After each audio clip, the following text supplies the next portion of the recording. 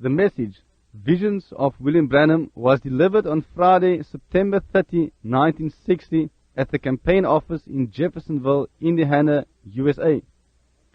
Die boodskap, Visioene van William Branham, was gelewer op Vrydag 30 September 1960 by die veldtogkantoor in Jeffersonville, Indiana, U.S.A. This tape is being made for the kingdom of God, as I am presenting it to Brother Lee Vale for manuscript. Brother Vale has asked me, here in the presence of Brother Mercer, to give some of the former visions. Hierdie band word gemaak vir die Koninkryk van God, soos ek dit aan broer Lee Vale as manuskrip aanbied. Broer Vale het my gevra, hier in die teenwoordigheid van broer Mercer, om sommige van die vroegere visioene weer te gee. Of course, visions were one of the first things I can remember is visions coming. Visions come all the time. But after my conversion is where I think you were interested in, Brother Vale. Natuurlijk, visioene was een van die eerste dinge wat ek kan onthou, is visioene wat gekom het. Visioene het die hele tyd gekom. Maar na my bekering is waarin ek dink jy geïnteresseerd was, broer Weil. Well, I remember after I was ordained in the church, the Baptist church, by Dr. Roy Davis here at Watt Street in Jeffersonville, where the church was at the time. Wel, ek onthou, nadat ek in die kerk bevestig is, die Baptiste kerk, deur Dr. Roy Davis, hier in Wattstraat in Jeffersonville, waar die kerk destyds was. I remember one outstanding vision, not over a few weeks after I'd say a few days after my ordination. Ek onthou een uitstaande visioen, nie meer as 'n paar weke na my, omtrent, ek sou sê, 'n paar dae na my bevestiging. I saw a vision of an old man that was laying in the hospital that was mashed. He was a colored man. And he was instantly healed, insomuch that it caused a lot of confusion. And he got up out of the bed and walked away. Ek het 'n visioen gesien van 'n ou man wat in die hospitaal gelê het, wat pap gedruk was. Hy was 'n gekleurde man. En hy is onmiddellik genees, soveel so, dat dit 'n klomp verwarring veroorsaak het. En hy het uit die bed opgestaan en weggestap. And about 2 days after that, I was cutting off services, non-paid services in New Albany, water and gas and electrical bills. En omtrent 2 dae daarna, het ek dienste afgesny van nie betaalde dienste in New Albany, water en gas en elektrische rekeninge. And I was so filled with joy every time I'd find an old house, I'd just go in and pray, where no one lived. En ek was so vol vreugde, elke keer dat ek 'n ou huis gekry het ek net ingegaan en gebid, weet jy, waar niemand gewoon het nie. And I remember telling Mr. Johnny Potts, which is living today. He's way close to, I guess, to 70 or 80 years old. He was an old meter reader. And they'd taken him off of meter reading then and had placed him at the desk to take complaints and things as you entered the door. And service calls. En ek onthou dat ek meneer Johnny Potts vertel het, wat vandag lewe, hy is baie naby, skat ek, aan 70 of 80 jaar oud. Hy was 'n ou meterleser.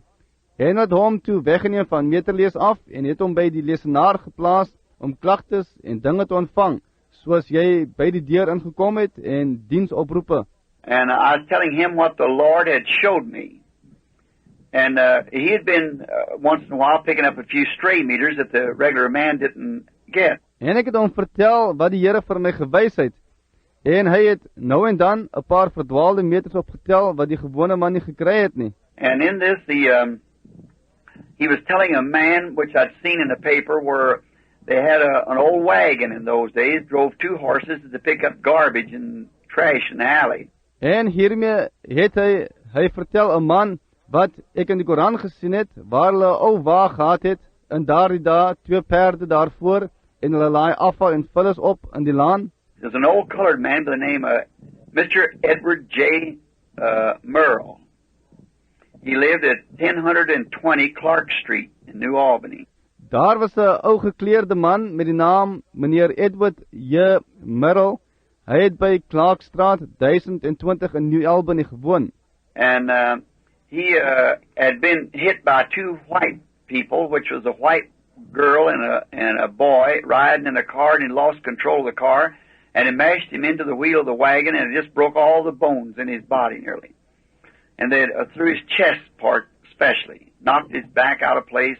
En hy is getref deur twee wit mense, wat 'n wit meisie en 'n seun was, wat in 'n motor gery het, en hy het beheer oor die motor verloor, en het hom pap gedruk teen die wiel van die wa, en dit het net al die bene in sy liggaam gebreek, byna, en hulle deur sy borsgedeelte, vernaamlik, het sy rug uit proporsie geruk. They had him in the hospital very bad, and Mr. Potts passing through the hospital there in New Albany had told him that about the Lord dealing with me, and he sent for me to come pray for him, and immediately I thought, that's the man that I have seen in this vision. En hulle het hom in die hospitaal gehad, baie erg, en Mr. Potts, wat deur die hospitaal daar in die Albany gegaan het hom daarvan gesê, dat die Here met my deel, en hy het na my gestuur om te kom, vir hom te bid, en onmiddellik het ek gedink, dis die man wat ek in hierdie visioen gesien het. So I was a little scared to go, because that's one of my first, you see, to go like that. So, but however, I went and got my buddy, which had just been converted, a little French boy named George DEUR, and I just led him to Christ. So ek was 'n bietjie skrikkerig om te gaan, want dit was een van my eerste, sien jy, om so te gaan. So, maar nietemin, ek het gegaan en my vriend gekry wat pas bekeer is, 'n Franse seentjie met die naam George DEUR, en ek het hom pas na Christus gelei. And we went up, and I said, now, Brother George, I want you to remember these things that happened to me, I can't understand them. En ons is soontoe, en ek het gesê, nou, broer George, ek wil hê, jy moet onthou, hierdie dinge wat met my gebeur, ek kan hulle nie verstaan nie. But you remember, this man's going to be healed. And when he's healed, I can't pray for him till the two white people comes and stands on the other side of the bed. Because I have to do it the way it was showed to me. Maar onthou jy, hierdie man gaan genees word. En wanneer hy genees word, is daar, ek kan nie vir hom bid, voor die twee wit mense kom, en aan die ander kant van die bed staan nie, want ek moet dit doen op die wyse wat dit vir my gewys is.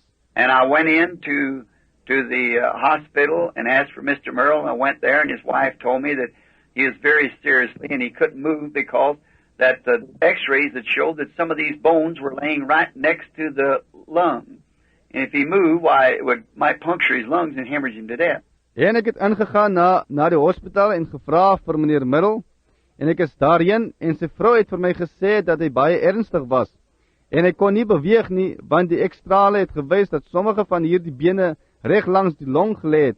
En as hy beweeg het, wel, dit kon sy longe stukken steek en hom laat doodbloei. And he was very bad, and it was hemorrhaging a little from his throat and so forth, because he was bleeding around the mouth. He had been laying there about 2 days. En hy was baie erg, en daar was 'n bietjie bloeding uit sy keel en sovoorts, want hy het om die mond gebloei. Hy het al omtrent 2 dae daar gelê. And the man was at that time about 65 years old, I suppose, 60 or 65. Elderly man, his mustache long had turned white, and his hair was green. En die man was destyds omtrent 65 jaar oud, veronderstel ek, 6 of 65. Ouerige man, sy snor lang het al wit geword, en sy hare was grys. And I went in and told this man, the vision I'd saw from the Lord, and the young people come in that had hit him. En ek het ingegaan, en toch, hierdie man vertel van die visioen van die Here wat ek gesien het, en die jong mense het ingekom wat hom getref het. And I knelt down to pray for him, and all of a sudden this man let out a scream, saying, I'm healed, and jumped up. And his wife trying to hold him back in bed, and one of the interns came trying to hold him in bed, and he jumped out of the bed. Caused a lot of excitement. En ek het neergekniel om vir hom te bid, en ewe skielik het hierdie man 'n kreet gelos, gesê, ek is genees, en opgespring. En sy vrou probeer hom terughou in die bed, en een van die huisdokters het gekom, in die bed probeer hou, en het uit die bed opgespring, groot opgewondenheid veroorsaak. And when I went I said to Brother George, and then one of the sisters is the Catholic hospital, come in and said I'd have to get out of there. So getting that man excited, because he had a fever about 104. En toe ek gegaan het na die ek het vir Broer George gesê, en toe het een van die susters, dit was 'n katholieke hospitaal, ingekom en gesê ek sou daar dit moes pad gee, omdat daar die man so opgewonde is, want hy het 'n koors gehad omtrent 104. And the strange thing, when they put him back in the priest of the place and some of the doctors that made him go back to bed because he's putting on his clothes. And when they took his temperature, he had no temperature. En die snaakse ding, toe hulle hom daarin terugsit, die priester, die plek, en 'n paar van die dokters het hom gesit, hom gedwing om terug bed toe te gaan, want hy was sy klere aan die aantrek. En toe hulle sy koors neem, het hy geen koors gehad nie. There's many people living today that seen the vision, seen it happen, and know about it. Nou, daar leef vandag baie mense wat die visioen gesien het, dit gesien gebeur het, of daarvan weet. And I went out and stood on the steps and said to Brother George, now you watch, he's going to be wearing a brown coat and a plug hat. He'll walk right down these steps in a few minutes. And he actually did. He come right out and walked down. En ek het uitgegaan en op die trappies gestaan, en vir Broer George gesê, hou jy nou dop, hy gaan 'n breinjas en 'n prophoed dra, hy sal net hier by hierdie trappies afloop, voor 'n paar minute, en hy het werklik, hy het net uitgekom en afgestap. And about a night after that, the Lord appeared to me again one morning just about to break of day and showed me a woman hideously crippled that was going to be made well. So I said, well, I'll probably find out where she's at. En omtrent 'n aand daarna het die Here weer aan my verskyn, een oggend, net omtrent dagbreek, en my 'n vrou gewys, akelig krepel, wat gesond gemaak sou word. Toe het ek gesê, wel, ek sal waarskynlik uitvind waar sy is. And so I went down and was turning off some water up on, I believe, around 8th Street in New Albany. And there's a double tenement, and I was afraid I turned off both sides. En so het ek onder toe gegaan en water afgesny daarby, ek meen dit was om en by 8ste Straat in New Albany. En dit was 'n skakelhuis, en ek was bang ek het beide kante afgedraai. One side the people had moved out, and the other side the people were there. So I went over to the side that had the people is occupied. Een kant het die mense uitgetrek, en ander kant was die mense daar. Toe is ek oor na die kant waar die mense gehad het, bewoon was. And I knocked at the door, and there was a real poor people, and a very attractive young girl come to the door, rather poorly dressed. And she said, what did you want? And I said, would you try the water to see if it's off? And she said, yes, sir. And she said, no, the water's still on. I said, thank you. En ek het aan die deur geklop, en hulle was 'n regtig arm mense, en 'n baie aantreklike jong meisie het deur toe gekom, redelik armoedig geklee, en sy het gesê, wat wil jy hê? Ek het gesê, sal jy die water kyk om te sien of dit af is? En sy het gesê, ja meneer, en sy het gegaan. Sy het gesê, nee, die water loop nog. Ek het gesê, dankie. And her mother laying on bed, her name was Mrs. Mary Daryl Ohanian. And she was Armenian. Her boy played fullback, I believe it was, on the New Albany football team. And her daughter was in high school. Her name is Dorothy. En haar ma het op 'n bed gelê. Haar naam was mevrou Mary de Ohanian. En sy was Armeens. Haar seun het heel agter gespeel. Ek meen dit was vir die New Albany basis voetbalspan. En haar dogter was op hoërskool. Haar naam was Dorothy. And she said, Dorothy says to me, aren't you that man of God that have that healing here in the hospital the other day? My mother wished to speak to you. And I went in. En sy het gesê, Dorothy sê vir my, is jy nie daardie man van God wat die ander dag daardie genesing in die hospitaal gehad het nie? My ma wil graag met jou praat. En ek het ingegaan. And she told me that she was laying crippled, and she had been crippled in the bed 17 years since this girl was born. And so the girl was 17 years old. And so I told her that. En sy het my vertel dat sy gelê het krepel, en sy was al krepel in die bed vir 17 jaar, sedert hierdie dogter gebore is. En so was die meisie 17 jaar oud. En toe sê ek vir haar dat She said, "Are you that man of God that healed that man?" I said, "No, ma'am, I'm not a healer. I just merely prayed for the sick man and was showed by something it told me. I didn't know what to call it, a vision or what. I didn't know what it was yet. I was just a boy and single and everything." And sy het gesê, "Is jy daar die man van God wat daar die man genees het?" Ek het gesê, "Nee mevrou, ek is nie 'n geneesheer nie. Ek bid net bloot vir die siek man. En is gewys deur iets wat vir my gesê het. Ek het nie geweet wat om dit te noem nie, 'n visioen of wat nie. Ek het nog nie geweet wat dit was nie. Ek was net 'n seun en enkel en alles." So there was this lady asked me for prayer for her. And I told her, "Let me pray first, and then if the Lord showed me to come back." En so was daar hierdie vrou het vir my vir gebed gevra vir haar, en ek het vir haar gesê, "Laat ek eers bid, en dan as die Here vir my gewys het om terug te kom." And then when I went out to pray, I got Brother George, and I said, "That's that woman that I was telling you that I prayed about. I know it's the same woman. Go with me." En toe ek uitgegaan het om te bid, ek het broer George gekry, ek het gesê, "Dis daardie vrou wat ek jou van vertel het waaroor ek gebid het. Ek weet dis dieselfde vrou, gaan saam met my." And we went up there to offer prayer. And so this little 17-year-old girl, of course me just a young boy, and she had a brother about 6, 8 years old, something like that. And there's a Christmas tree, it's right after Christmas, standing in the house. And they got behind this Christmas tree to laugh at me, to make their mother well. I told her that the Lord was going to heal her.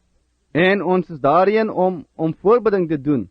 En toe hierdie klein 17-jarige meisiekie, natuurlik, ek net 'n jong seun, en sy het 'n broer gehad omtrent 6, 8 jaar oud, so iets. En daar het 'n kersboom, dit was net na Kersfees in die huis gestaan, en hulle was agter hierdie kersboom om vir my te lag, om my maag gesond te maak. Ek het vir haar gesê dat die Here haar gaan genees. And Brother George and I got down to pray, and when I started to pray, well, that angel that I see that you see in the picture, I seen it hanging over the bed. En toe ek begin bid het, wel, daardie engel wat ek sien, dit wat jy in die foto sien, ek het dit oor die bed sien hang. Well, I reached over and took a hold of her hand. I said, "Mrs. Ohania," now she lives in New Albany right now, her and her husband and family. Wel, ek het oorgeleen en haar hand geneem, ek het gesê, "Mevrou Ohania, nou, sy woon nou nog in New Albany, sy en haar man, familie." And I said, "Mrs. Ohania, the Lord Jesus has sent me and told me before coming that to pray for you and you's going to be made well. Rise up on your feet and be made well in the name of Jesus." Her legs was drawn up under. En ek het gesê, "Mevrou Ohania, die Here Jesus het my gestuur en vir my gesê, voor ek gekom het, dat ek vir jou moet bid, en jy gaan gesond gemaak word. Staan op jou voete en word gesond gemaak in die naam van Jesus." Haar bene was onder haar opgetrek. She, with the Armenian Bible over her heart, started moving towards the side of the bed. And as she did, then Satan spoke to me. Said, "You let her hit that floor, she'll break her neck off that high bed." I was scared for a moment. Sy het met haar Armeense Bybel oor haar hart na die kant van die bed begin beweeg. En so sy het sy, toe het Satan met my gepraat, gesê, "Jy laat haar daar die vloer tref, sy sal haar nek breek van daar die hoë bed af." Ek was vir 'n oomblik bang. And I'd always know that what them visions, I didn't know what it was then, had told me was always right. So I went ahead anyhow, let her come off the bed, and God being my witness, as soon as she started to jump from that bed, both legs come straight. En ek het altyd geweet dat wat daar die visioene, ek het toe nie geweet wat dit was nie, vir my gesê het, altyd reg was. So ek het voortgegaan, nogtans haar van die bed laat afkom. En God is my getuie, sodra sy van daar die bed begin spring het albei bene reguit geword. Her daughter screamed, pulling her hair, and run out into the street screaming as loud as she could. Neighbors come from everywhere. Haar dogter het geskree, haar hare getrek en uitgehardloop in die straat, geskree so hard as sy kon. Bure het van oral gekom. And there she was for the first time for 17 years, walking around in that room praising God. I left immediately to get away from it. En daar was sy, vir die eerste keer in die 17 jaar, rondgeloop in daardie kamer, God geprys. ek het pad gegee dadelik om daarvan weg te kom. Later, I got acquainted with this young girl and went with her. Of course, this don't have to be on record, but I went with the young girl.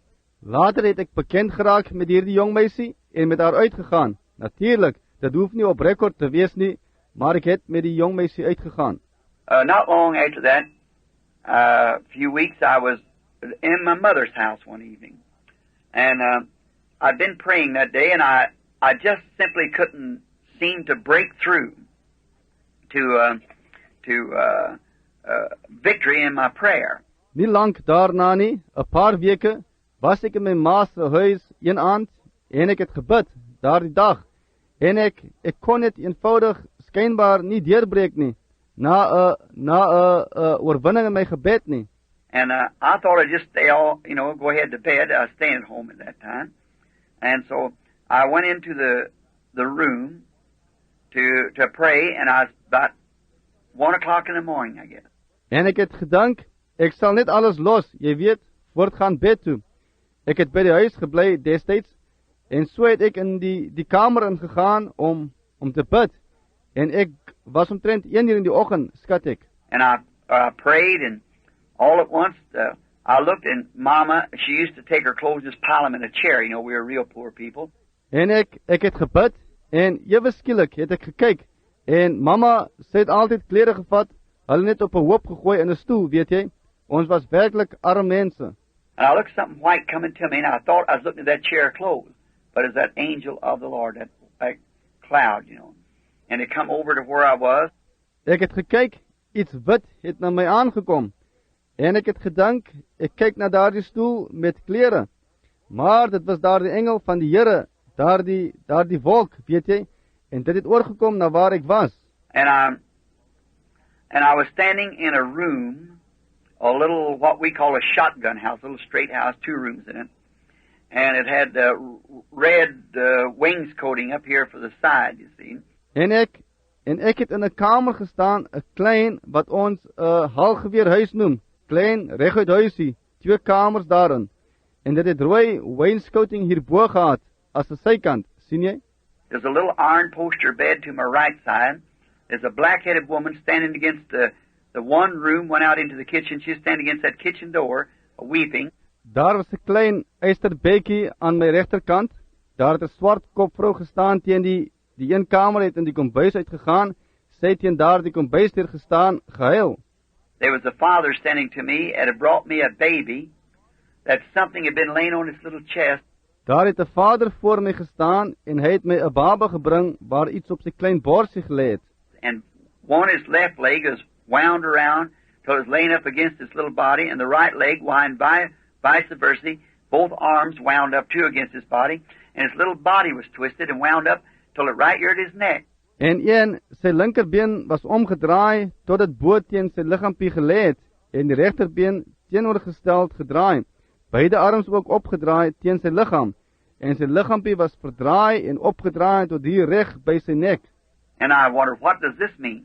Now look, sitting down to my left, and there sat an old woman, taking her glasses off and wiping them from tears or something on her glasses.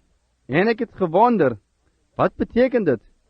En ek het gekyk, aan my linkerkant het gesit, en daar sit 'n ou vrou, wat haar bril afhaal en dit afvee van trane of iets op haar bril.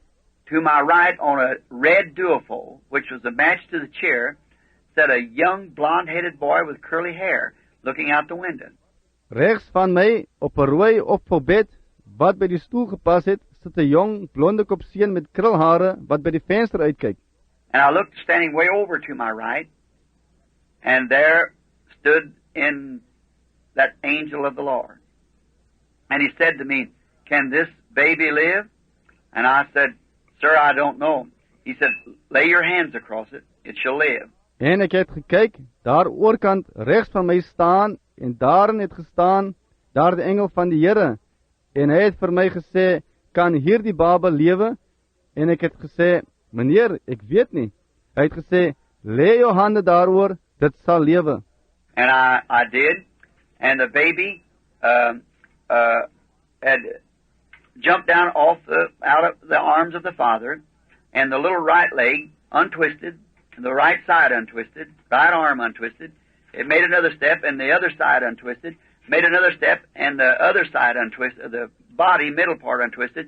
And he put his little hands in mine and said, Brother Branham, I'm perfectly whole. En ek het, en die baba het afgespring af van uit die arms van die vader uit, en die regterbeentjie het reg uitgedraai, en die regtersy het reg uitgedraai, regterarm het reg uitgedraai. Dat het nog 'n tree gegee, en die ander kant het reg uitgedraai, het nog 'n tree gegee, en die ander kant het reg uitgedraai. Die liggaam, middelste gedeelte het reg uitgedraai. En hy het sy klein handjies in myne gesit en gesê, Broer Branham, ek is heeltemal gesond. The little baby was wearing blue corduroy coveralls or overalls, little bibbed overalls, and he had brown hair and a little bitty tiny mouth. Die klein baba het blou verweel oorklere of oorpak gedra, klein oorpakkie met 'n borslap, en hy het bruin hare gehad en 'n klein, piepklein mondjie. And then the angel of the Lord told me he was taking me somewhere else, and I was carried way away, and he set me down by the side of an old graveyard, and showed me the numbers on a tombstone, near a church, and he said, this will be your directing place. En toe het die engel van die Here vir my gesê, hy gaan my eers anders neem, en ek is ver weggevoer, en hy het my neergesit langs 'n ou begrafplaas, en het my die getalle op 'n grafsteen gewys naby 'n kerk, en hy het gesê, dit sal die plek wees wat jou rigting gee. He carried me into another place, and there was looked like it had been a little town with about 2 stores in it, and it had a yellow front, yellow bordering on the walls. Hy het my na 'n ander plek gevoer, en daar was het gelyk asof daar 'n dorpie was, met omtrent 2 winkels daarin, en een het 'n geel voorkant gehad, geel planke teen die mure. And I walked up there, or stood there, and there was an old man coming out with a blue corduroy jacket on, or a blue jean jacket, and blue overalls, with a yellow corduroy cap, and he had a big white mustache. He said, he'll show you the way. En ek het daarin geloop, of daar gestaan, en daar het 'n ou man uitgekom, met 'n blou verweel baadjie aan, of 'n blou denim baadjie, en 'n blou oorpak, met 'n geel verweel pet. Hy het 'n groot wit snor gehad. Hy het gesê, hy sal jou die pad wys. And the next time I come to, I was walking into a room, following a rather heavy-set young woman. And as I entered the door, the figures in the paper on the wall were red. Up over the door had a sign, God bless our home. En die volgende keer dat ek bygekom het ek gesien ek loop in 'n kamer in agter 'n taamlike gesette jong vrou aan. En soos ek die deur binne gekom het, was die figure op die papier teen die muur rooi. Bokant die deur was geskryf, God seën ons huis. There's a big old brass poster bed laying to my right side and a chunk stove sitting at the left. Daar lê 'n groot ou geelkoper bed aan my regterkant en 'n houtstoof links.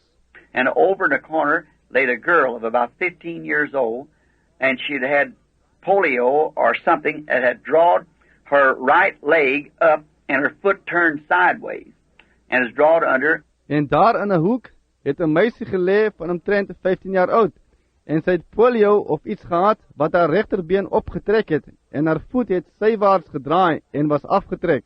And she looked like a boy. Only she had hair like a girl, and she had a heart-shaped lips like a girl. En sy het soos 'n seun gelyk, net sy het hare soos 'n meisie gehad, en sy het 'n hartvormige lippe gehad soos 'n meisie. And he said to me, can that girl walk? And I said, sir, I do not know. He said, go put your hands across her stomach. Then I thought it was a boy, sure enough, because he had me put my hands across her stomach. En hy het vir my gesê, kan daardie meisie loop? En ek het gesê, meneer, ek weet nie. Hy het gesê, gaan plaas jou hande oor haar maag. Toe het ek gedink, dit was 'n seun, verseker, omdat hy my hande oor haar maag laat sit het. I did as he told me, and I heard somebody say, praise the Lord. And I looked up, and when I did, this girl was raising up. Ek het gemaak soos hy vir my gesê het, en ek het iemand hoor sê, prys die Here. En ek het opgekyk, en toe ek was daar die meisie aan die opstaan. And when she raised up the pajama she had on, her pajama leg come up and it showed a round knee like a girl's knee and not knotty, like the boy's knee. And I knew it was a girl. En toe sy opgestaan het, die pyjamas wat sy aangehad het, haar pyjamapyp het opgeskuif. En dit het 'n ronde knie soos 'n meisie se knie gewys en nie knopperig, jy weet, soos 'n seun se knie nie. En ek het geweet dit was 'n meisie. And she had on her pajamas, and she come walking to me, combing her hair. She's blonde, combing her hair. The girl is in Salem today, married and got 3 or 4 children. And her mother and father are still there also. En sy het haar pyjamas aangehad, en sy het gekom na my geloop, haar hare gekam. Sy is blond, haar hare gekam. Die meisie woon in Salem vandag, getroud, en het 3 of 4 kinders, en haar pa en ma is ook nog daar. And I come too.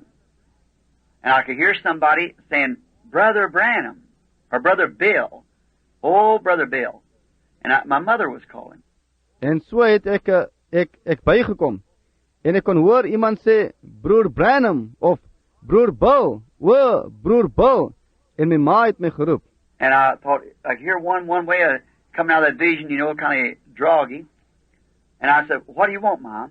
And in the next room where she's sleeping. And she said, there's somebody knocking at your door. En ek het gedink, ek sou een hoor, een kant, komend, ooit daar die visioen, jy weet, soort van duiselig. En ek het gesê, wat wil jy hê, mams? In hierdie kamer langsaan, waar sy geslaap het. En sy het gesê, daar klop iemand aan jou deur. And I heard it, Brother Bill. And I opened the door. As the man stepped in. His name was John Emmel. He lives in Miami, Florida now. And he said, Brother Bill, you don't remember me. I said, no, I don't believe I do. Ek het dit gehoor, Broer Bill. En ek het die deur opgemaak. Daar was 'n man wat ingekom het. Sy naam was John Emmel. Hy woon nou in Miami, Florida. En hy het gesê, Broer Bill, jy onthou my nie. Ek het gesê, nee, ek glo nie so nie. Said, you baptized me and my family. But said, I took a road that's wrong. He said, I killed a man here some time ago, hit him with my fist and broke his neck in a fight. Hy het gesê, jy het my en my familie gedoop, maar hy het gesê, ek het 'n pad gekies wat verkeerd is. Hy het gesê, ek het 'n man doodgemaak hier 'n ruk gelede, hom met my vuis geslaan en sy nek gebreek in 'n bakleierery. Said, I've lost one of my little boys, the oldest one, and said the youngest one is laying home dying now. Hy het gesê, ek het een van my seentjies verloor, die oudste een, en het gesê, die jongste een lê nou by die huis op sterwe. And said the doctor, the city here, had just left, and said the child has double pneumonia, and it just barely can get its breath. En het gesê, die dokter hier van die stad is pas weg, en het gesê, die kind het dubbele longontsteking, en hy kan kwaadlik asemhaal. And said, I just, you come on my heart, and wonder if you'd come and have prayer with it. En het gesê, ek het net, jy het in my hart opgekom, en ek wonder of jy sal kom en met hom bid. And said, now, as you know, I'm a cousin to Grim Snelling, which Grim Snelling, the Reverend Grim Snelling now, had not become a minister at that time, a nice Christian boy. En het gesê, nou, soos jy weet, ek is 'n kleinjie van Graham Snelling, wat Graham Snelling, nou, die eerwaarde Graham Snelling, toe nog nie 'n prediker geword het nie, 'n goeie Christenseun. He said, he's my cousin, I'm going down to get him, which lived about a half a mile from me, down in the city, and said, I'm going down to get him, and will you go up? I said, yes, Mr. Hamill, as soon as I put my clothes on. Hy het gesê, hy is my kleinjie, ek gaan af om hom te gaan haal, wat omtrent 'n half myl van my af gewoon het, daar in die stad. En het gesê, ek gaan af om hom te gaan haal, sal jy soontoe gaan? Ek het gesê, ja meneer Emmel, sodra ek my klere aangetrek het. And so he said, I'll take my car and take you up. And I said, all right. He said, as soon as I get Grim. And I want you all to pray for the baby. And I said, all right. En toe het hy gesê, ek sal my motor vat en jou soontoe neem. Ek het gesê, goed.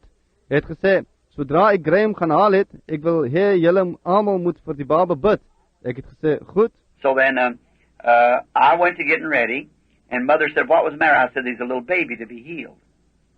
And so she said, healed? And I said, yes, Mother. And so I said, I'll tell you more about it when I come back. Toe het ek gaan klaarmaak en moeder het gesê, wat is die probleem? Ek het gesê, daar's 'n babatjie wat genees moet word. En toe het sy gesê, genees? En ek het gesê, ja moeder. En toe sê ek sal jou meer daarvan vertel as ek terugkom. So In a few moments, he knocked at the door, and Brother Graham was with him. We was going up here by what we know as the boatyard now, which was the old Howard shipyard at the time.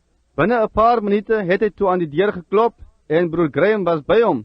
Ons het daarin gegaan na wat ons nou as die bootwerf ken, wat destyds die ou Howard skeepswerf was. I said, Mr. Hamill, where do you live at now? He said, in above Utica. Ek het gesê, meneer Hamill, gaan jy, waar woon jy nou? Hy het gesê, daar bokant Utica. I said, you live in a little, what we call shotgun house, little 2-room. Yes, sir. That's on a hill. Yes, sir, he said.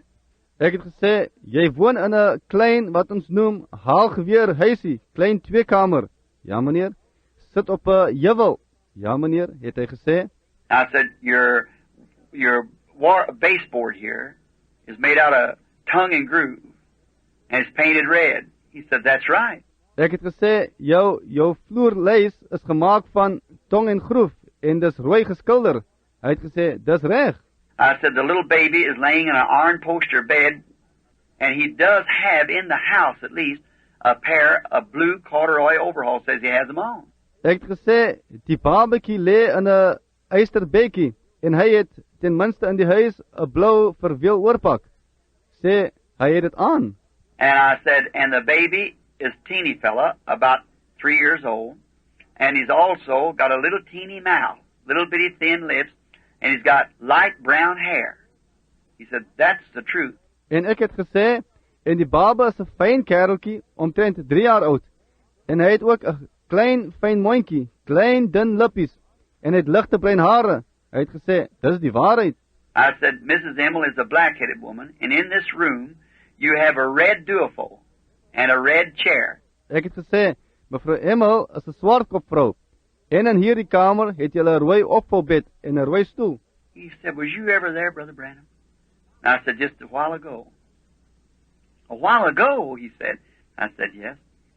Well, he said, I never seen you. I said, no, it was spiritually. Hy het gesê, was jy al ooit daar, broer Branham? Ek het gesê, net 'n klein rukkie gelede. 'n Rukkie gelede, het hy gesê. Ek het gesê, ja, wel, het hy gesê. Ek het jou nooit gesien nie. Ek het gesê, nee, dit was geestelik. I said, Mr. Emmel, you've heard me tell if I baptize you of things that happens to me. I see things before it happens. He said, yes. Ek het gesê, meneer Emmel, jy het my hoor vertel, as ek jou gedoop het, van dinge wat met my gebeur, wat mag, ek sien dinge voor dit gebeur. Hy het gesê, ja. Did something like that happen to you, Brother Branham? I said, yes, Mr. Emmel. Ever what it was that told me has never told me a lie. Your baby is going to be healed when I get there. Het so iets met jou gebeur, broer Branham? Ek het gesê, ja. En meneer Emmel, wat het ook al was, wat my gesê het my nog nooit alleen vertel nie. Jou baba gaan genees word, wanneer ek daar kom. And he stopped the car. Fell over the wheel. Said, God be merciful to me. Take me back, O Lord. See, and I promise you to live for you the rest of my days if you're going to spare my baby's life. And there he gave his heart to Christ. En hy het die motor gestop, oor die stuurwiel geval, gesê, God, wees my genadig, neem my terug, o Here, sien, en ek beloof u om vir u te lewe die res van my dae, as u my baba se lewe gaan spaar, en daar het hy sy hart aan Christus gegee. We moved into the house, all excited about him, a soul being brought back to Christ. Ons het die huis in beweeg, heel opgewonde oor hom, 'n siel wat na Christus teruggebring word. When we went into the house, there laid everything just exactly the way it was, only the old woman wasn't there. Toe ons in die huis ingegaan het alles daar gelê, net presies soos dit was. Net die ou vrou was nie daar nie. Excitable, so excited, I said, bring me the baby. And the baby just barely living. See, that winding up was the life gone out of the baby. We just wound to hear its little throat. And I said, bring me the baby, not waiting for the vision to fulfill.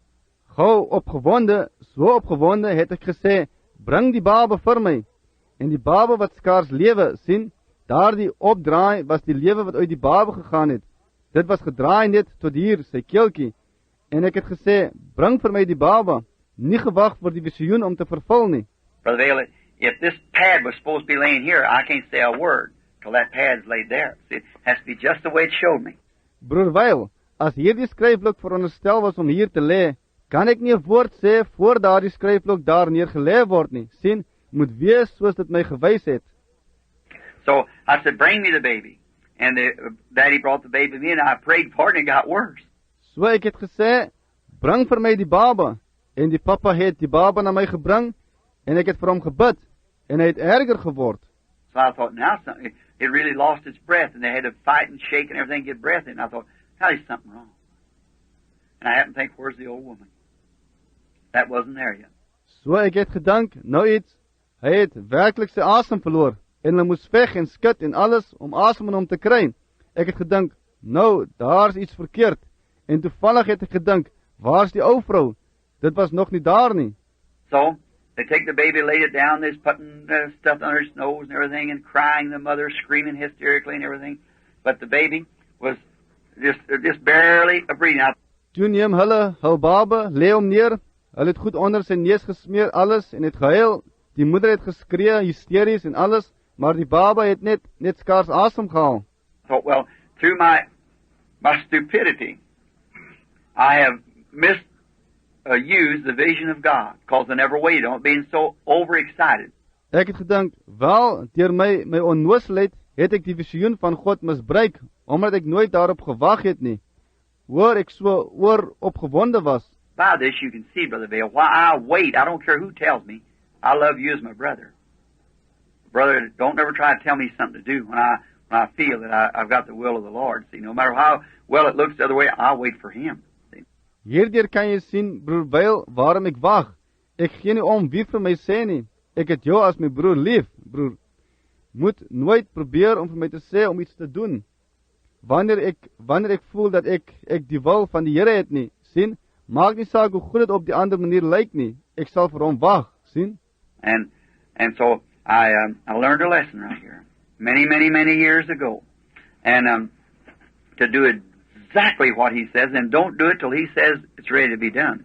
En so het ek 'n les geleer, net hier baie jare gelede, en om te doen presies wat Hy sê, en moet dit nie doen voor Hy sê dit is gereed om gedoen te word nie. The baby was fighting for breath. Now, I couldn't tell him what I'd done, but I just had to wait. Now I thought maybe grace will override it. Forgive me. Die baba het vir asem geveg. Nou, ek kon nie vir hulle sê wat ek gedoen het nie, maar ek moes net wag. Ek het gedink, miskien sal genade dit oorheers en Hy my vergewe. Well, I went, sat down. They fought for life for the baby till daylight. When day began breaking, they thought the baby just go at any minute. Wel, ek het gaan sit. Hulle het vir die lewe van die baba geveg tot dagbreek. Toe die dag begin breek, het hulle gedink die baba sal net enige oomblik gaan. Well, I sat there and they kept asking me, Brother Branham, what must we do? Or Brother Bill, they called me. What must I do? I said, I don't know. See? I sat there with my head down saying, Lord, please forgive me. Wel, ek sit daar en hulle bly my vra, Broer Branham, wat moet ons doen? Of Broer Bill, het hulle my genoem, wat moet ek doen? Ek het gesê, ek weet nie, sien? Ek het daar gesit, my kop onderstebo, gesê, Here, vergewe my asseblief. Well, and then it come daylight, Brother Grim Snelling had to go to work. So Mr. Himmel had to take him, and I knowed I had to leave the house. And yet Brother Grim was supposed to be sitting there because he's got blonde curly hair, as you know. He's supposed to be sitting on this duofold. Wel, en toe het daar daglik gekom, Broer Grim Snelling moes werk toe gaan, so meneer Himmel moes hom neem, en ek het geweet ek moes die huis verlaat. En toch, Broer Graham was veronderstel om daar te sit, want hy het blonde, krullige hare, soos jy weet. Hy was veronderstel om op hierdie opbed te sit. So I was sitting there where Brother Graham was supposed to be sitting, but the old woman wasn't there. There's no old woman at the place. So I sat there, and so Brother Emil got his coat on. So ek het daar gesit, waar Broer Graham veronderstel was om te sit, maar die ou vrou was nie daar nie, en daar's geen ou vrou by die plek nie. So ek sit daar, en so het meneer Emil sy jas aangetrek. Then I noticed if Brother Graham left, hard to tell when he'd ever be back. See? And then I noticed even if the woman come, then Brother Graham wouldn't be there. So you see what kind of condition he's in.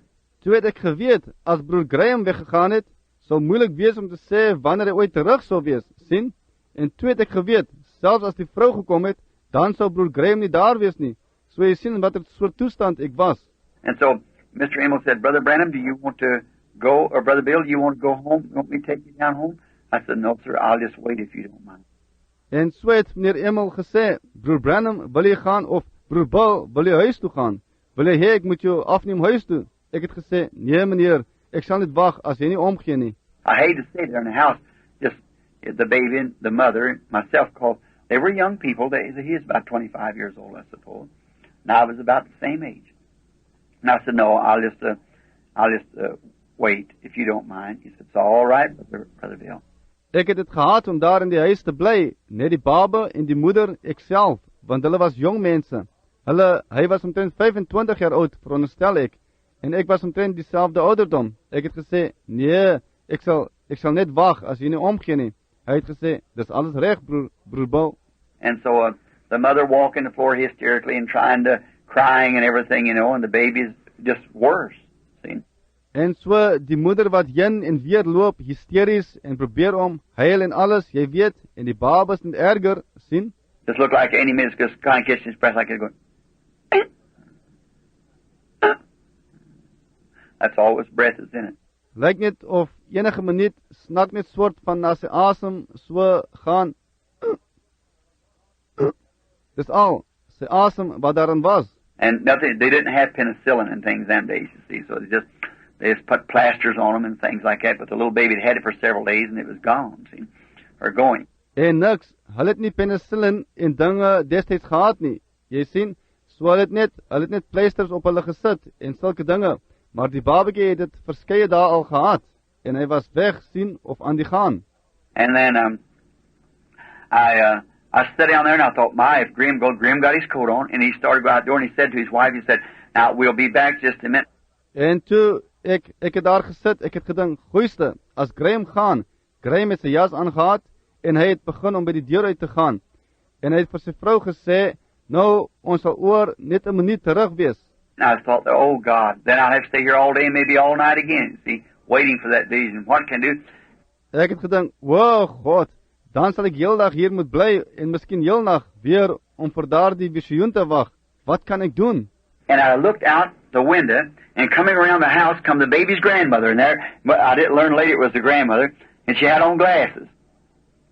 I thought, this is it, Lord, if Grimace don't go out the door. En ek het by die venster uitgekyk, en daar kom, om die huis, kom die baba se ouma, en daar het ek later uitgevind, was dit die ouma, en sy het 'n bril opgehad, ek het gedink, hier is dit, Here, as Graham net nie by die deur uitgaan nie.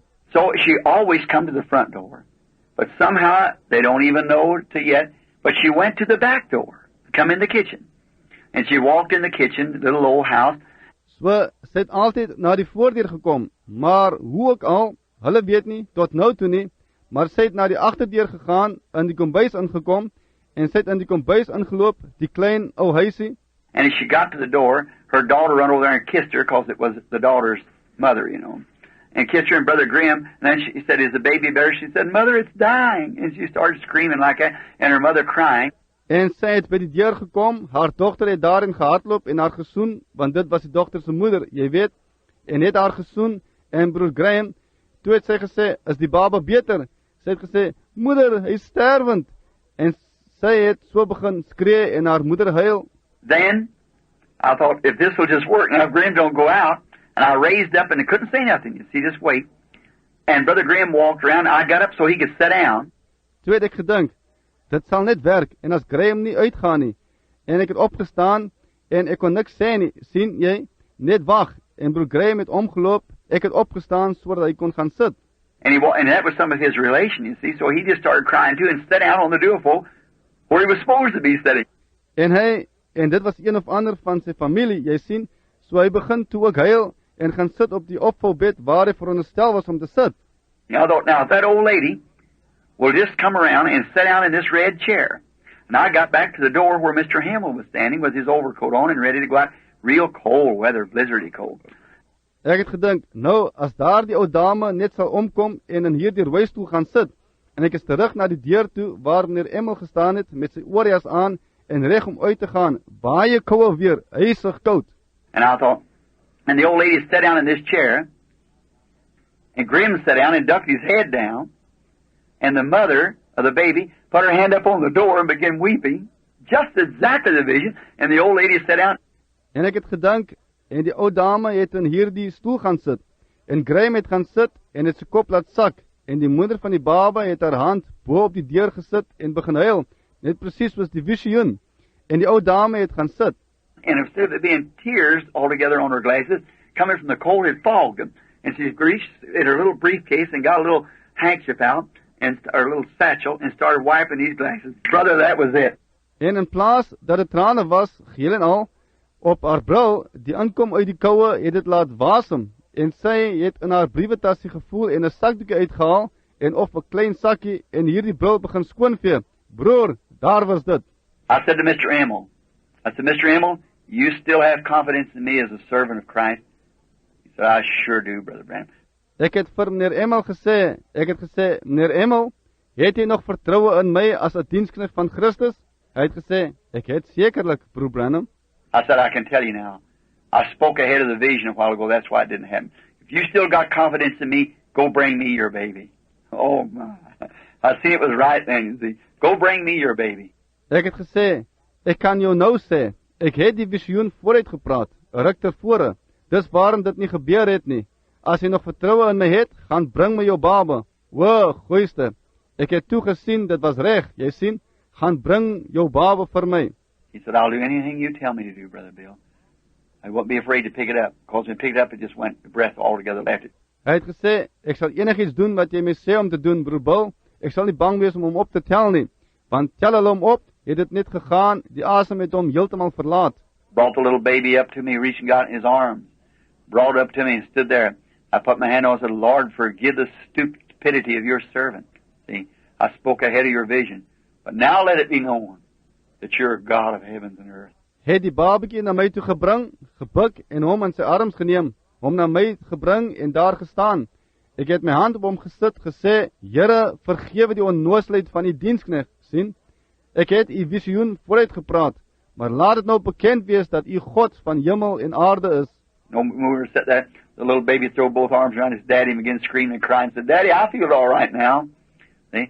I said, Mr. Himmel, let the little baby alone. It'll be 3 days before it leaves it, because it made 3 steps unwinding.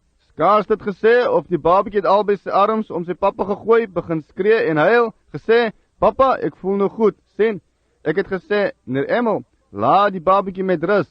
Dit sal 3 dae duur voordat hom verlaat, want hy het 3 tree gegee om los te draai. I went home. I told it in my church. I said, I'm going back as on Monday. I said, Wednesday night before church, I'm going up there. There's poor people, we made them up a basket of groceries to take to them.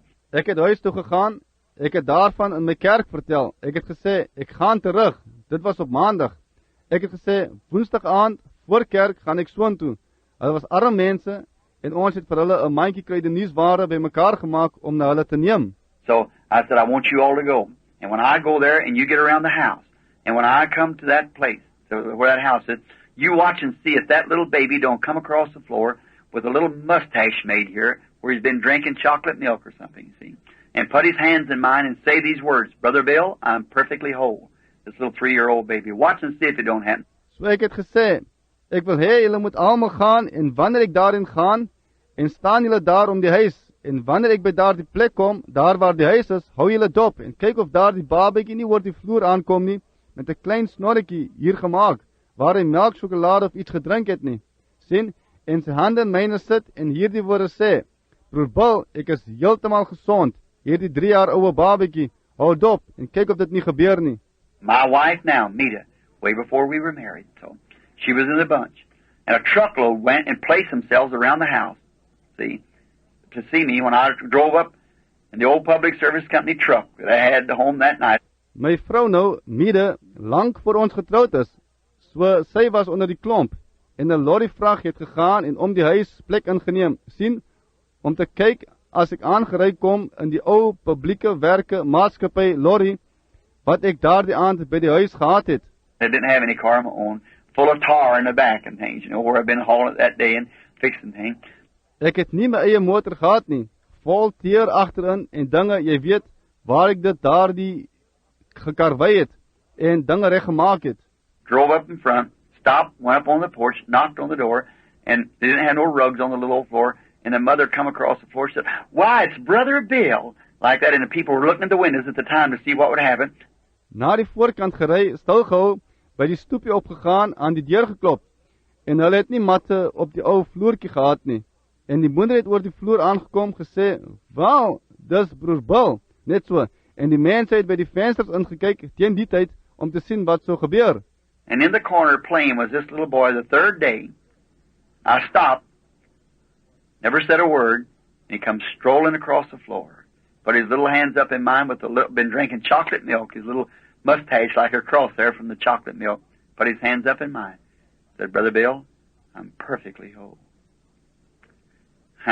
En in die hoek aan die speel was hier die seentjie, die derde dag. Ek het gaan staan, nie 'n woord gesê nie, en het gekom, oor die vloer geloop, sy klein handjies bo in myne gesit, het melksjokolade gedrink, sy klein snorretjie so daar dwars oor van die melksjokolade, het sy hande bo in myne gesit, gesê, Broer Bill, ek is heeltemal gesond. That night at the church I told it, I said, there's a crippled girl somewhere. It's needy. I said, church, I don't know what these things mean. I can't tell you. Daardie aand in die kerk het ek daarvan vertel. Ek het gesê, daar's 'n krepelmeisie eers wat behoeftig is. Ek het gesê, kerk, ek weet nie wat hierdie dinge beteken nie. Ek kan julle nie sê nie. And so I was working at the public service, and I remember one day, about a week after that, I started to leave the building, going out. Mr. Herb Scott lives here in the city right now. He was my boss. And he said, I started down, he said, Billy, I said, yeah, I said, before you leave, I've got a letter here for you. I said, okay, Herbie, I'll pick it up in a minute. En so het ek by die publieke werke gewerk. En ek onthou eendag, omtrent 'n week daarna, het ek die gebou begin verlaat om uit te gaan. Meneer Herb Scott woon nou nog hier in die stad. Hy was my baas.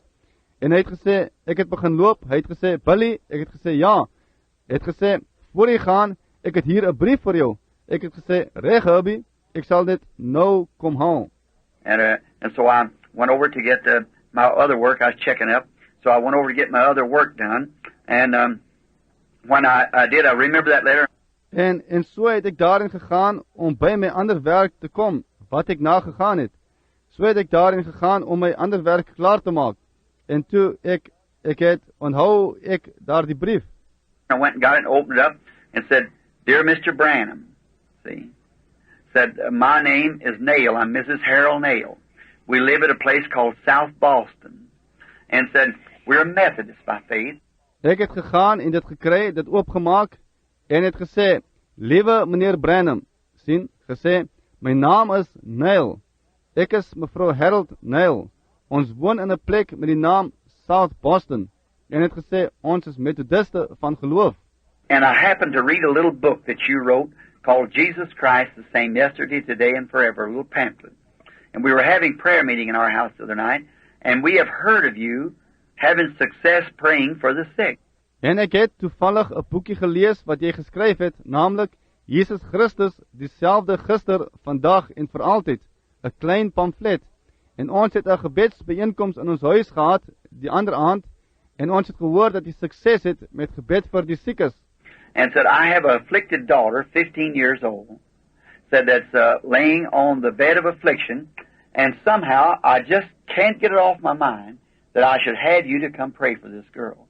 Would you please do it? Yours truly, Mrs. Harold Nail, South Boston, Indiana. En het gesê, ek het 'n beproefde dogter, 15 jaar oud, het gesê, wat op die bed van beproewing lê, en op een of ander manier kan ek dit nie uit my gedagte kry, dat ek jou moet kry om vir hierdie meisie te kom bid nie. Sal jy dit asseblief doen? Die ewe, mevrou Harold Nail, South Boston, Indiana. I said, you know, that's the girl. That's her. I went home, told my mother, told him about it. I said, that's the girl. Ek het gesê, weet jy, dis die meisie, dis sy. Ek het huis toe gegaan, my moeder vertel, hulle daarvan vertel, ek het gesê, dis die meisie. And then that night at church, I said to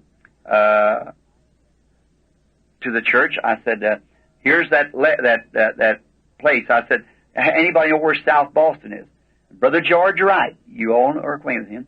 He said, Brother Branham, I think it's down the south. En toe daar die aand, by die kerk, het ek vir die kerk gesê, ek het gesê, hier is daar die plek. Ek het gesê, weet iemand waar South Boston is? En broer George Wright, julle is allemaal met hom bekend.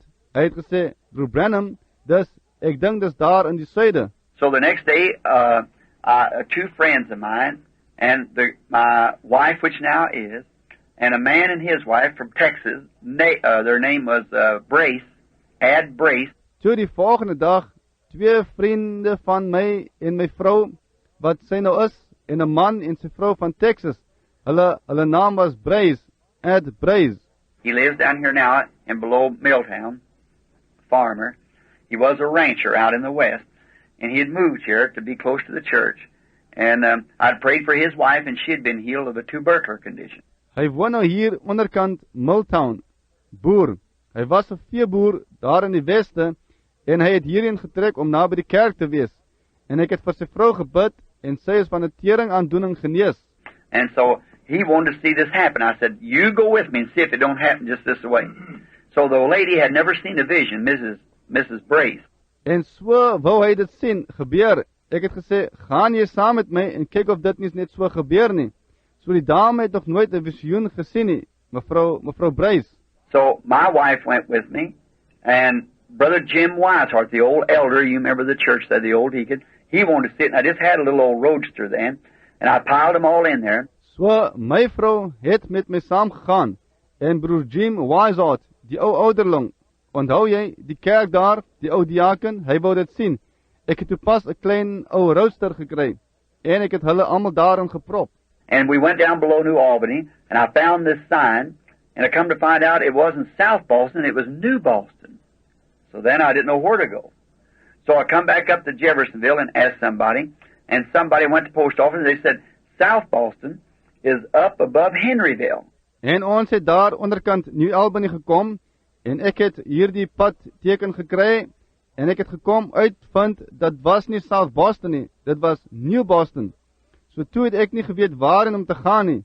Toe het ek daar na Jeffersonville teruggekom en iemand gevra, en iemand het na die poskantoor toe gegaan, hulle het gesê, South Boston is daar bokant Henryville.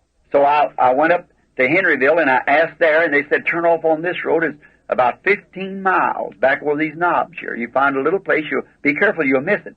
Toe het ek daar na Henryville gegaan, en het ek daar gevra, en hulle het gesê, draai af op hierdie pad. Dit is omtrent 15 myl terug oor hierdie knoppe hier. Kry jy 'n klein plekkie.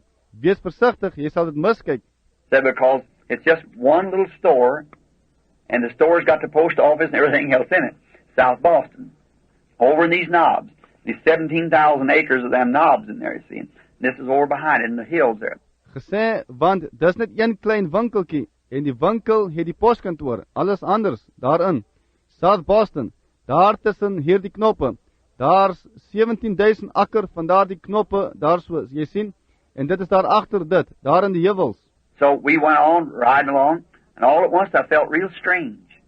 After being driving 5 or 6 miles, I felt real strange. And I said, I don't know. They said, what's the matter? I said, I believe that one that talks to me wants to talk to me, so I'm going to have to leave the car. So ons het voortgegaan, aangery, en ewe skielik het ek baie en aardig gevoel. Na 5 of 6 myl gery het ek baie en aardig gevoel. Ek het gesê, ek weet nie. Hulle het gesê, wat is die probleem?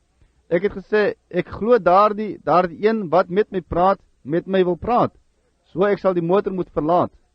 So I got out of the car, and the women sitting on women's laps, you know, and everything, that little old roadster, and I got out of the car and went around behind the car. Toe het ek uit die motor geklim, en die vroue sit op vroue se skote, jy weet, en alles, daar die klein ou roadster, en ek het uit die motor geklim, en het achterom die motor gegaan. Now I bowed my head down, put my foot up on the bumper in the back of the car, and I said, Heavenly Father, what would you have your servant know? En ek het my kop laat sak, my voet op die buffer gesit, achterop die motor, en ek het gesê, Hemelse Vader, wat wil u hê, u diensknegt moet weet? I prayed, nothing happened. I waited a few minutes, and I thought, well, usually where there's a crowd like that, I have to get to myself. And so I waited a few minutes. En ek het gebid, niks het gebeur nie. Ek het 'n paar minute gewag, en ek het gedink, wel, gewoonlik, waar daar 'n klomp mense is soos die, moet ek tot myself kom. En so het ek 'n paar minute gewag. I happened to be attracted to look over there, and I happened to think, well, look here, here's that old church sitting down here, and if you ever at it, it's the Bunker Hill Church. Dit het gebeur dat ek aangetrek is, daar gekyk het. Dit het gebeur dat ek gedink het, wel, kyk hier is daar die ou kerk wat hier sit. En as jy ooit by, dis die Bunker Hill Kerk. And I looked over on the side of Bunker Hill Christian Church, and there was a tombstone of the graveyard right in front of the church.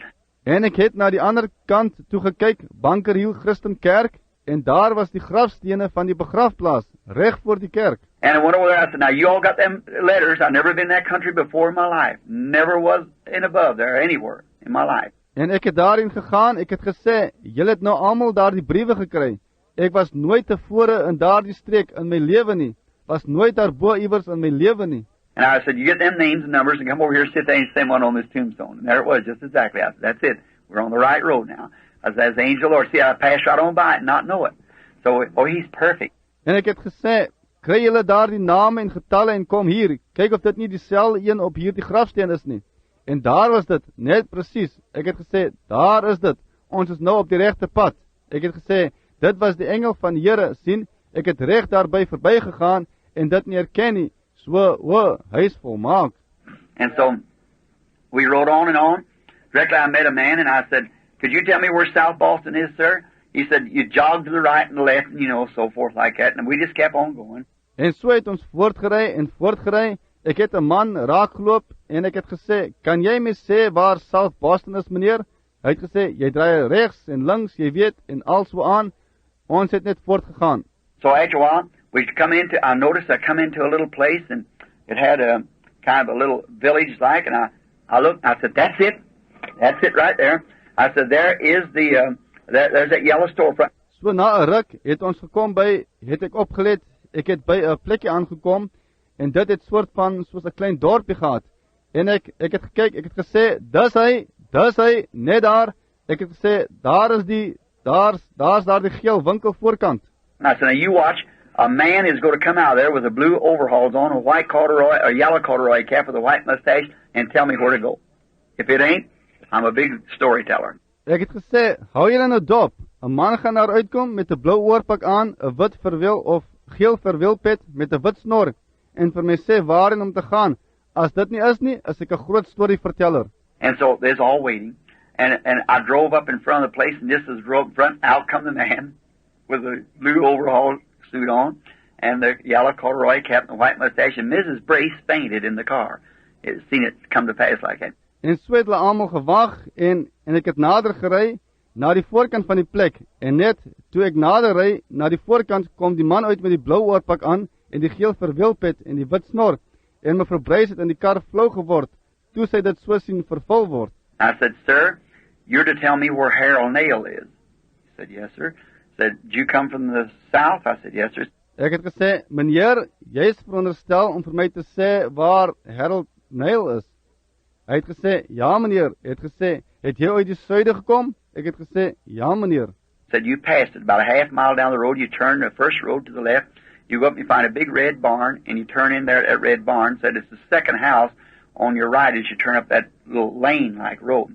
I said, yes, sir. He said, why? Hy het gesê, jy is daar verby. Omtrent 'n half myl met die pad af, draai jy die eerste pad links. Jy gaan aan en jy kry 'n groot rooi skuur. En hy draai daarin, by daardie rooi skuur. Hy het gesê, dis die tweede huis aan die regterkant, soos jy opdraai in daardie klein paadjie, soos 'n laan. Ek het gesê, ja meneer. Hy het gesê, waarom? I said, he has an afflicted daughter, does he? He said, yes, sir, he does. I said, the Lord is going to heal her. And the old man started crying. See? He never knew. And so he's included in the vision. He didn't know what was going on. Ek het gesê, hy het 'n beproefde dogter, het hy nie? Hy het gesê, ja meneer, hy het. Ek het gesê, die Here gaan haar genees. En die ou man het begin huil. Sien, hy het nooit geweet nie. En so was hy in die visioen ingesluit. Hy het nie geweet wat aan die gang was nie. I turned around. We got Miss Nail kind of revived again. And went up there, walked up into the yard, got out of the car, started up the place to the place where it was at. And a heavy-set young woman come to the door. I said, there she is. See? Ek het omgedraai. Ons het mevrou Nail weer op 'n manier bygekry. Ek het daarin gegaan, nader geloop in die werf in, het uit die motor uitgeklim, begin naderloop na die plek. Jy weet, na die plek waar dit was. En 'n gesette jong vrou het daarin gekom. Ek het gesê, daar is sy, sien. And so she said, how do you do? And I said, how do you? I said, I'm Brother Bill. Oh, she said, I thought you were. She said, you got my letter? I said, yes, ma'am, I did. En toe sê sy, aangename kennis. En ek sê, aangename kennis. Ek het gesê, ek is broer Bill. O, het sy gesê, ek het gedink hy is, Sy het gesê, het jy my brief gekry? Ek het gesê, ja mevrou, ek het. She said, I'm Mrs. Harold Nail. I said, well, I'm glad to know you, Mrs. Nail, and this is just a little party. Come with me to pray for your girl. Said, yes. I said, she's fixing to be healed. She said, what? And her lips started quivering. She started crying. I said, yes, ma'am. Sy het gesê, ek is mevrou Harold Nail. Ek het gesê, wel, ek is bly om jou te ken, mevrou Nail. En dit is net 'n klompie mense wat saam met my gekom het om vir jou dogter te bid. Het gesê, ja. Ek het gesê, sy gaan genees word. Sy het gesê, wat? En haar lippe het begin bewe. Sy het begin huil. Ek het gesê, ja mevrou. And I don't know, I never stopped for the woman. I walked right on down the hall, and my party followed me. When I opened the door to the right of the hall, big old country home, opened the door, there was the yellow papers on the wall, red figures, the sign, God bless our home. En ek weet nie, ek het nooit by die vrou gaan staan nie. Ek het net aangeloop in die portaal af en my geselskap het my gevolg. Toe ek die deur aan die regterkant van die portaal oopmaak, groot ou platlandse huis, die deur oopmaak, daar is die geel koerant of die geel papier teen die muur, rooi figure, die geskrif, God seën ons huis. The old brass poster bed, chunk stove sitting to my left, and there's a little bitty cot sitting there with this boyish-looking girl laying in it. Die ou geel koper bed, houtstoof aan my linkerkant, en daar 'n klein ou wiegie wat daar sit, met hierdie meisie wat soos 'n seentjie lyk wat daarin lê. Now something happened. I was up in the corner of the room watching my body go to that bed. And I laid my hands right across her stomach, exactly the way the Lord said. Nou het iets gebeur. Ek was daar in die hoek van die kamer, het gesien hoe my liggaam na daardie bed gaan, en ek het my hande reg oor haar maag geplaas, presies soos die Here gesê het. And when I did that, when Miss Nail walked in the room and seen that, down she went on the floor again, fainted. She's kind of a weakly person, and she fainted on the floor again. En toe ek dit gedoen het, toe mevrou Nail die kamer ingestap het en dit gesien het, daar is sy op die vloer geval, weer flou geword. Sy is 'n swakkerige soort mens en sy het op die vloer flou geword, weer. And Brother Nail was trying to work with her, and old Brother Jim standing there saying, bless the Lord, holding his hands together, if you all knew how he acted. En broer Nail het met haar probeer werk, en ou broer Jim staan daar, sê, geseën sy die Here, hou sy hande met mekaar, soos hulle almal weet hoe hy opgetree het. And so then I looked at that, and I seen that, and I laid my hands upon her, or across her stomach like this, and I said, Lord, I do this at the command of what I think is God telling me to do it. And about that time she started crying, and she jumped up. En so het ek toe daarna gekyk, en ek het dit gesien, en ek het my hande op haar gelê, of oor haar maag, so, ek het gesê, Here, ek doen dit op bevel van wat ek dink God is, wat my sê om dit te doen. En omtrent op daardie oomblik het sy begin huil en het so opgespring. And they just got Miss Nail to her feet. She'd woke up from her fainting spell. And when the girl jumped from the bed, there come her pajama leg up on the right leg, just exactly the way that it showed in the vision. And there was that round knee of a girl instead of a boy, and down went Miss Nail again. See, she fainted. That's the 3 times she'd fainted. En hulle het mevrou Nail net op haar voete gehad. Sy het wakker geword uit haar floute.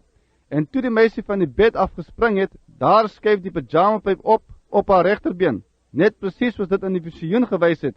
En daar was die ronde knie van 'n meisie in plaas van 'n seun, en plat is mevrou Nail weer, sien, sy het flou geword. Dit was die 3 keer wat sy flou geword het. And that girl walked out there in that room and went into her dressing room weeping and put on her kimono, come walking back combing her hair. And her one hand was paralyzed too on the right side, combing her hair with that crippled hand. En daar die meisie het daar uitgestap in daardie kamer en het in haar kleedkamer ingegaan, aan die huil en het haar kimono aangetrek, teruggeloop gekom, terwyl sy haar hare kam, met daardie en haar een hand was ook verlam aan die regterkant, haar hare gekam met daardie krepelhand. She's married, got a bunch of children. Her name, I don't know what her name is now, but Nail, anybody could tell you, Harold Nail. And that visions are true. Sy is getroud, het 'n klomp kinders, haar naam, ek weet nie wat haar naam nou is nie, maar Nailson, enigeen kan vir jou sê, Harold Nail. En daardie visioene is waar. I could place that and take you to people that would make a volume of books if such things have happened. Now that's true, Brother Dale. I'll fail, I'm a man. I'm a failure to begin with, and a very poor substitute for a servant of Christ. Ek kan dit plaas en jou na mense neem wat 'n volume boeke sou kon maak van sulke dinge wat gebeur het. Nou dis waar, broer Neil. Ek sal misluk. Ek is 'n mens. Ek is 'n mislukking van die begin af en 'n baie swak plaasvervanger vir 'n diensknegt van Christus. M-E-R-R-E-double-L. I thought it was like that, Marion. Is that all the names we use now? Mayor with N-E-I-L? N-A-I-L. Brace, B-R-A-C-E. B-R-A-C-E. Add Brace. And I think I've got them all. Just a minute. Graham, Schilling. Graham, G-R-A-H-A-M-S-N-E-double-L-I-N-G. Oh, Schilling. Yeah, we got it. M-E-R-R-E-double-L. Is dit al wat daar is? Nou hierdie? N-A-I-L. B-R-A-C-E at Brace. Graham. G-R-A-H-A-M. S-N-E-double-L-I-N-G. Nou het ons dit.